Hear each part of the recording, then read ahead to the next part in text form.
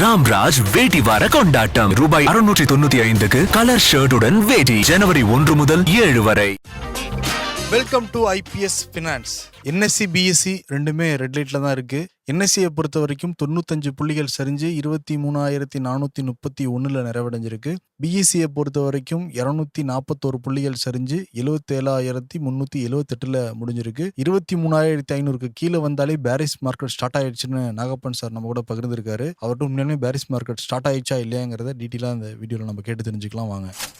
Sir வணக்கம். வணக்கம் CP. Nifty Sensex ரெண்டுமே இறக்கத்துல தான் முடிஞ்சிருக்கு. ஆமா, குறிப்பா நீங்க எப்பயுமே சொல்லிக்கிட்டு இருக்க அந்த 23,500க்கு கீழே வந்துருச்சு. கரெக்டா. இப்ப பாரிஸ் மார்க்கெட் ஸ்டார்ட் ஆயிடுச்சு தானேங்க சார்? இது இன்னும் ஒரு டே கன்ஃபர்மேஷன் வேணும் மண்டே. ஏன்னா இன்னைக்கு வெள்ளிக்கிழமை அன்னைக்கு இது நடந்திருக்கு. ஃப்ரைடே அன்னைக்கு நடக்கிறது வந்து பொதுவா 2 நாள் அடுத்து விடுமுறை இருக்கிறதுனால சில பேர் பொசிஷன் அன்வைண்டிங் இருக்கிறதுக்கான வாய்ப்பு இருக்கு. ஸோ அதனால அது ஃபுல்லா எடுத்துக்க முடியாது. இதுக்கு ஒரு கன்ஃபர்மேஷன் வேணும். அந்த ரீகன்ஃபர்மேஷன்ங்கிறது மண்டே ஈவினிங் க்ளோசிங் எப்படி இருக்கு, டியூஸ்டே க்ளோசிங் எப்படி இருக்கு அப்படிங்கறத பார்த்தா தான் நமக்கு தெரியும். ஓகே, ஆக்சுவலி பார்டர் மார்க்கெட் பாக்குறப்பையும் எல்லாமே நெகட்டிவ்ல தானே சார் முடிஞ்சிருக்கு இன்னைக்கு? பிராடர் மார்க்கெட் ஆல்சோ நெகட்டிவ் தான். செக்டார் வைஸும் பெரும்பாலான செக்டார்ஸ் இன்னைக்கு நெகட்டிவ்ல தான் முடிவடைஞ்சிருக்கிறத பார்க்க முடிகிறது. பர்டிகுலர் செக்டார் இனிமேல் நம்ம கவனிக்கணும் அப்படின்னா என்ன சார் நம்ம கவனிக்கணும்? ஒன்னு ஐடி செக்டார் நிச்சயமா பாசிட்டிவா இருக்கிறதுக்கான வாய்ப்புகள் இருக்கு. நம்ம தொடர்ந்து பேசிக்கிட்டு இருக்கோம். யூஎஸ் டாலருடைய மதிப்பு உயர்ந்துகிட்டு இருக்கு, 86க்கு அருகாமையில் இருக்குங்கிறத பாத்துக்கிட்டு இருக்கோம். சோ அதனுடைய தாக்கம்ங்கிறது எக்ஸ்போர்ட் ரிலேட்டட் செக்டர்ஸ் எல்லாத்துக்குமே பாசிட்டிவ். பட் அதுல குறிப்பா ஐடி செக்டாருக்கு இருக்கும். நீங்க உதாரணமா பாத்தீங்கன்னா டிசிஎஸ் Q3 ரிசல்ட் 3ஆம் காலாண்டு முடிவுகள் வெளியாயிருக்கு. அதுல பாத்தீங்கன்னா அவங்களுடைய நெட் ப்ராஃபிட் வந்து கிட்டத்தட்ட 12% அதிகரிச்சு 12,380 ரூபாய் அப்படின்னு வந்திருக்குது. எல்லா நிறுவனங்களும் வந்து அவ்வளவு ஒரு பாசிட்டிவா இருக்காதுன்னு எதிர்பார்த்து கொண்டிருக்கக்கூடிய ஒரு சூழல்ல இந்த டிசம்பர் மாதத்தோடு முடிவடைந்த காலாண்டுல 12% ப்ராஃபிட் வந்து ஒரு ஐடி கம்பெனில இன்க்ரீஸ் ஆயிருக்கு அப்படிங்கிறது ஒரு ரொம்ப ஒரு பாசிட்டிவான ஒரு விஷயம். அதே மாதிரி அவங்களுடைய மார்ஜின்ஸ் கொஞ்சம் பெட்டரா இருக்குன்னு சொல்லியிருக்காங்க எதிர்பார்த்ததை விட. ஸோ இன்ஃபேக்ட் அதனாலதான் பாத்தீங்கன்னா அவங்க வந்து ஒரு 66 ரூபாய் ஸ்பெஷல் டிவிடெண்ட் சேர்த்து மொத்தம் 76 ரூபாய், ஒரு பங்கு ஒன்றுக்கு 76 ரூபாய் டிவிடெண்ட் வர டிக்ளேர் பண்ணியிருக்காங்க. ஸோ ஐடி கம்பெனிஸ்ல முன்னணி நிறுவனங்கள்ல முதலாக காலாண்டு முடிவு வெளியாக இருக்குது டிசிஎஸ் தான் நேத்து. அடுத்து வரக்கூடிய நாட்கள்ல மற்ற நிறுவனங்களுடைய முக்கியமான முடிவுகள் வெளியாக இருக்கிறது. அதை பார்க்கும் பொழுது ஒரு கன்க்ளூஷனுக்கு வரலாம். எனக்கு தெரிந்து பொதுவாக அது கூட ஓரளவு பாசிட்டிவா இருக்கிறதுக்கான வாய்ப்புகள் தான் அதிகமா இருக்குன்னு நான் நினைக்கிறேன். ஸோ ஐடி செக்டர் கொஞ்சம் பாசிட்டிவா இருப்பதற்கான வாய்ப்புகள் இதுல குறிப்பாக இருக்குன்னு நினைக்கிறேன். அப்ப வரும் வாரங்கள்ல இந்த Q3 ரிசல்ட்ங்கிறது நம்ம எதிர்பார்க்கலாம் நிறைய கம்பெனிகள் இருந்து. ஆமா, இப்ப அடுத்த வாரத்துல பாத்தீங்கன்னா ரொம்ப முக்கியமான விஷயங்கள்னு சொன்னா 4 விஷயங்களை சொல்லலாம். ஒன்று, இந்த 3ஆம் காலாண்டு முடிவுகள். அந்த முடிவுகள் ஒவ்வொரு நிறுவனத்திற்கும் முக்கியமான நிறுவனங்களுக்கு அடுத்த வாரம் அதுக்கு அடுத்த வாரம் வெளியாக இருக்கிறது. அதற்கு அடுத்து பாத்தீங்கன்னா வந்து இந்த இன்ஃபிளேஷன் பணவீக்கம் குறித்த புள்ளி தரவுகள் வந்து வெளிவர இருக்கிறது. அப்புறம் தொழில் உற்பத்தி குறித்த புள்ளி விவரம் வர இருக்கு. சோ இந்த புள்ளி விவரங்கள் அடுத்த வாரம் வந்து சந்தையினுடைய போக்கை நிர்ணயிக்கும்.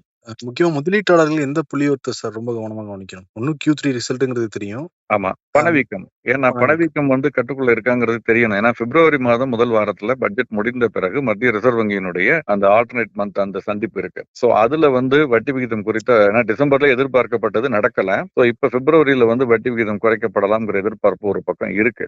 அது வந்து பணவீக்கத்தினுடைய போக்கை பொறுத்து தான் இருக்கு. சோ பணவீக்கத்தை குறித்த புள்ளிவரம்ங்கிறது குறிப்பாக கவனிக்கப்பட வேண்டியது. இன்னொன்னு, இப்ப இருக்கக்கூடிய சூழல்ல ஃபாரெக்ஸ் அது இன்றைக்கு லேட் ஈவினிங் வந்து இன்னைக்கு வெளியாகும். அந்நிய செலாவணி கையிருப்பு குறித்த புள்ளி விவரம் மத்திய ரிசர்வ் வங்கி வெளியிடும் வாரம். அதுல வந்து பாத்தீங்கன்னா $700 பில்லியன் இருந்தது $640 பில்லியன் குறைஞ்சிருச்சுன்னு சொல்லியிருந்தாங்க. ஓரிரு மாதங்களுக்கு முன்பு வரை $700 பில்லியன் சர்வதேச அளவுல கிட்டத்தட்ட நம்ம முதல் 5 நாடுகளுக்குள் நம்முடைய அந்நிய செலாவணி கையிருப்பு இருந்தது. ஆனால் திடீர்னு இப்ப 10% குறைஞ்சிருக்கதை பார்க்க முடிகிறது. பேசிக்கலி எஃப்ஐஎஸ் வித்து பணத்தை எடுக்கிறதுனாலதான் அது வந்திருக்கு. ஸோ அது அந்த அந்நிய செலாவணி கையிருப்பு குறித்த புள்ளி விவரம் இன்று மாலை வெளியாக இருக்கிறது. அதுவும் அடுத்த வாரம் அது இந்த புள்ளி விவரமும் வந்து கொஞ்சம் முக்கியமா கவனிக்கப்பட வேண்டிய விஷயம். ஏன்னா தொடர்ந்து ரூபாயினுடைய மதிப்பு ஒரு பக்கம் குறைவதும், டாலருடைய மதிப்பு யூஎஸ் டாலர் இண்டெக்ஸ் பாத்தீங்கன்னா 6 உலகத்தின் முக்கியமான கரன்சிகளுக்கு நிகரான அந்த பேஸ்கெட்ல யூஎஸ் டாலர் இண்டெக்ஸ் பாத்தீங்கன்னா 109 தாண்டி வலுவான நிலையில இன்னைக்கும் இருக்கு. சோ அதனால அது இன்ஃபேக்ட் அதனுடைய தாக்கம் பாத்தீங்கன்னா கமாடிட்டி சந்தையிலையும் இருக்கிறத பார்க்க முடிகிறது. கமாடிட்டி எப்படிங்க சார் இருக்கு?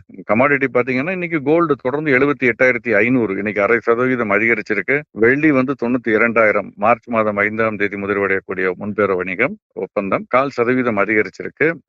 இத்தனைக்கும் இன்டர்நேஷனல் மார்க்கெட்ல $30 கிட்ட தான் இருக்கு silver price. Gold price $2,675. But அதை விட அதிகமா இங்க அதிகரிச்சிருக்கிறது காரணம் இதுதான். பட் குரூட பொறுத்த வரைக்கும் $75 தாண்டி இருக்குது. WTI குரூடு, பிரெண்ட் குரூட் அதை விட அதிகமா இருக்கு. சோ அதனுடைய தாக்கம் இங்க 2% இன்னைக்கு குரூட் அதிகரிச்சிருக்கு. முன் எப்போதும் சமீப காலத்துல இந்த அளவுக்கு அதிகரிக்கல.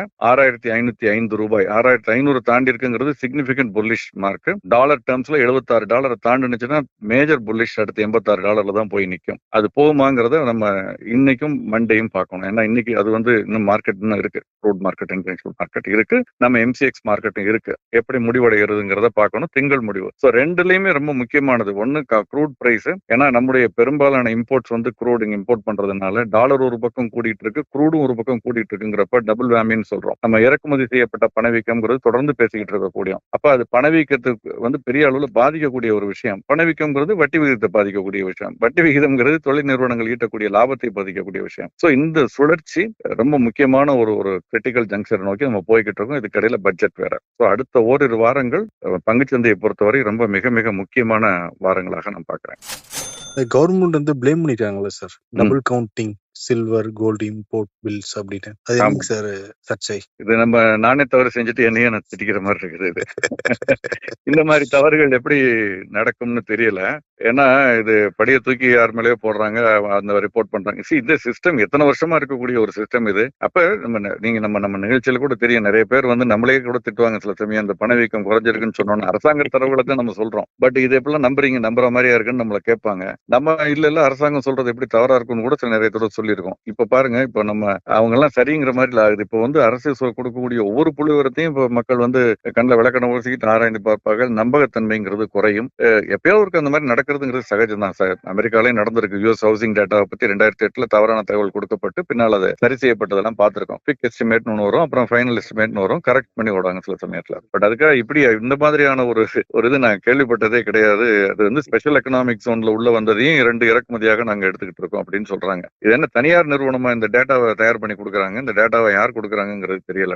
இது ஒரு வினோதமான வேடிக்கையான ஒரு கம்ப்ளைண்டா இருக்கு. ஏற்றுக்கொள்ளக்கூடிய ஒரு கமெண்டா இல்லை நிச்சயமாக. இதுக்கு பொறுப்பானவர்கள் யாருன்னு பார்த்து அரசு நடவடிக்கை எடுக்கணும். ஏன்னா இந்த தரவுகளை நம்பி பல பொருளாதார முடிவுகள் எடுக்கப்படுகிறது. கரண்ட் அக்கௌண்ட் டெபிசிட்ங்கிறது இதை வச்சுதான். அதுல ஒரு முக்கியமான அங்கம் இது. நடப்பு கணக்கு பற்றாக்குறை எவ்வளவு இருக்கு, அதிகரிச்சிருக்கா, குறைஞ்சிருக்கா, தங்க இறக்குமதி எவ்வளவு, ஏற்றுமதி எவ்வளவு, மற்ற பொருட்களுடைய ஏற்றுமதி எவ்வளவு, இப்படி பல இது கால்குலேட் பண்ணல. இப்படி ஒரு முக்கியமான ஒரு புள்ளி ஒருத்தர் தவறா கொடுத்துட்டு ஒருத்தர் பிளேம் பண்ணிக்கிறதுங்கிறது அது சரியானதா ஒரு அணுகுமுறையா இருக்காதுன்னு நான் நினைக்கிறேன். ஓப்பனா தவற ஒப்புக்கொண்டு இனிமேல் அது நகராதவர் பாத்துக்கிறது தான் பெட்டரா இருக்கும். நமக்கு எப்படி அடுத்து பட்ஜெட் வரப்போதோ அதே மாதிரி ஜனவரி 20 பதவி இருக்கிறார் டொனால்ட் ட்ரம்ப். ஆமா, அந்த தாக்கமும் நம்ம சந்தையில் இருக்கும் இல்லைங்க சார்? நிச்சயமா அதனுடைய தாக்கம் இப்ப மட்டும் இல்ல, அடுத்த ஓரிரு மாதங்களுக்கு தொடர்ந்து இருக்கும். அவர் சொன்னதெல்லாம் செய்ய போறாரா, சொன்னதை சொல்லாதே ஏதாவது செய்ய போறாரா, என்ன பண்ண போறாருங்கிறத சந்தை தொடர்ந்து அவதானித்துக் கொண்டிருக்கும். அது மேல அந்த குறிப்பாக 2 விஷயம். ஒண்ணு அந்த கிரிப்டோ ரிசர்வ் கிரியேட் பண்றேன்னு சொல்லியிருக்காரு. யூஎஸ் டாலருக்கு ஆல்டர்னேட்டிவா. அது தன்றையிலே மண்ண வாரி போட்டுக்கிற மாதிரி. ஏன்னா உலகத்துல இன்னைக்கு அன்டிஸ்பியூட்டடா இருக்கக்கூடிய 2 கரன்சினா, ஒன்னு கோல்டு இன்டைரக்டா, இன்னொன்னு யூஎஸ் டாலர். இப்ப மூன்றாவது அவர் கிரிப்டோ ஒரு இது நான் கிரியேட் பண்ண போறேன் ரிசர்வ்ங்கிறாரு அப்படின்னா, அவரே கிரியேட் பண்றாருன்னா எல்லாரும் பண்ணுவாங்க. சோ அப்ப அது அது என்ன மாதிரி, அது நிஜமாவே பண்ண போறாரா இல்லையா அப்படிங்கறத பார்க்கணும். கிரிப்டோ ரிசர்வ்ங்கிறத கிரியேட் பண்ணுவாரா, டாலர் ரிசர்வ்க்கு ஒரு கான்ட்ராவா அப்படின்னா, அப்படி பண்ணாருன்னா ஒருவேளை அது டாலருடைய வீக்னஸை காட்டுறதா கூட எடுத்துக்கலாம். இன்னொரு விதத்துல பார்த்தா அது நல்லது. ஏன்னா டாலருடைய மதிப்பு மெல்ல மங்கத்துவங்கிறதுக்கான வாய்ப்புகளும் இல்லாமல் இல்லை. ஏன்னா அவங்களே நம்பிக்கை இல்லாம தான் கிரிப்டோக்கு போறாங்க. அப்ப டாலர் நம்ம விட்டு வெளியே வரணும் அப்படின்னு நினைக்கலாம். சோ அது ஒரு விஷயம் பார்க்கணும். 2வது, சைனாவோட இருக்கக்கூடிய அந்த தீர்வை இருக்குல்ல, இறக்குமதி தீர்வை, அந்த ட்ரேட் வார், நான் 100% போடுவேன் அப்படின்லாம் சொல்லியிருக்காரு இல்லையா, அதெல்லாம் எவ்வளவு தூரத்துக்கு அவர் பிராக்டிகலா நடைமுறைப்படுத்துவாரு, பண்ணுவாரா மாட்டாரா அப்படிங்கறதெல்லாம் அடுத்த ஓரிரு மாதங்களுக்குள்ள நமக்கு தெரிஞ்சிடும். சோ அதை பொறுத்து ஒரு ட்ரேட் வார் வருமா இல்லையா, மார்க்கெட்ஸ் அதுக்கு தக்க நம்மளை அட்ஜஸ்ட் பண்ணிக்குமா இல்லையா அப்படிங்கறத நம்ம பார்க்கணும். அதே மாதிரி பக்கத்துல கனடால கூட சொல்லியிருக்காருங்களே சார், 51வது ஸ்டேட்டா இணைஞ்சிருங்க, இல்லாட்டி நாங்க ட்ரேட் வார் பண்ண போறோம் அப்படிங்கிற மாதிரி தான் சார் சொல்லியிருக்காரு. பொருளாதார ரீதியா பல தடைகள் கொடுப்பேன், டாக்ஸஸ் இன்க்ரீஸ் பண்ணலாம் சொல்லியிருக்காரு. அது எப்படி சார் நமக்கு வரைக்கும் பாதிப்பு இருக்குமா, பங்குச்சந்தையில பாதிப்பு எதிரொலிக்குமா? இல்ல, இருக்கும் நிச்சயமா.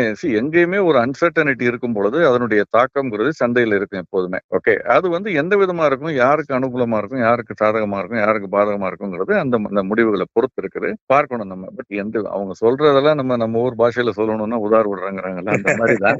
அதெல்லாம் அந்த மாதிரிலாம் நடக்காது. இன்னைக்கு ஒரு சாவரனிட்டிங்கிறது இருக்கு எல்லா நாடுகளுக்கும். அதெல்லாம் தாண்டி அவர் பண்ண முடியாது. பட் இந்த ட்ரேட் வார்ங்கிறது பண்ண முடியும். அது இந்த டாக்ஸேஷன்ல பண்ண முடியும். அது அமெரிக்கர்களுக்கே பாதகமா கூட முடியலாம். ஏன்னா இன்னைக்கு அவங்க பெரும்பாலும் இறக்குமதியை நம்பித்தான் இருக்காங்க, கச்சா எண்ணெயை தவிர்த்து. ஸோ அப்படி இருக்கும் பொழுது அது வியட்நாமோ, சைனாவோ, இந்தியாவோ, பங்களாதேஷோ ஏற்றுமதி பண்ணலைன்னா பல பொருட்களுக்கு அவங்க என்ன செய்வாங்கன்னு கூட தெரியாது. அந்த அளவுல தான் அவங்க இருக்காங்க. So it is double edged ஸ்வார்ட்னு சொல்றோம் இல்லையா, அந்த மாதிரி. சிறப்புங்க சார், நிறைய தகவல்கள் சொல்லியிருக்கீங்க. நீங்க சொன்ன மாரி 23,500க்கு கீழ வந்துருச்சு. இதோட ஆமா. பேரிஸ் மார்க்கெட் ஸ்டார்ட் ஆகல. மண்டே வச்சு தான் தெரியுங்கிறத சொல்லியிருக்கீங்க. ஆமாம். ரீகன்ஃபர்மேஷன் வேணும். எப்போதுமே ஒரு இதுக்கு ரீகன்ஃபர்மேஷன் வேணும். ஏன்னா, ஒரே ஒரு பங்கினுடைய இறக்கத்தின் காரணமா கூட இது நிகழலாம் சில சமயம். அப்ப லோ வால்யூம்ல கூட இது நடந்திருக்கலாம். இந்த வால்யூம் டேட்டாலாம் இனிமே வரும். அதெல்லாம் பார்த்து தான் நம்ம இதுக்கு ஒரு தீர்மானமா சொல்ல முடியும். பட் திரும்ப சொல்றது நம்ம 3 மாசமா நம்ம நிகழ்ச்சியின் ஆரம்பத்திலிருந்து சொல்றது கவனமா இருக்க வேண்டிய ஒரு காலகட்டம் வந்தாச்சு. ஒவ்வொரு ரூபாயும் பார்த்து முதலீடு செய்யணும். நிதானமா முதலீடு செய்யணும். அவசரப்படாம முதலீடு செய்யணும்னு சொல்லிட்டு இருக்கோம். அதுல எந்த விதமான மாற்றமும் இல்லை. Fine sir. Thank you so much sir. நாளைக்கு நம்ம கேள்வி பதில் பேசலாம் சார். நிறைய நேரம் நிச்சயம். நிறைய கேள்வி எல்லாம் கேட்டிருக்காங்க. நிச்சயம். பேசலாம் sir. Thank you so much sir. Thank you sir. நன்றி. வணக்கம். ராம்ராஜ் வேட்டி வார கொண்டாட்டம் ரூபாய் 695க்கு கலர் ஷர்ட்டுடன் வேட்டி ஜனவரி 1 முதல் 7 வரை.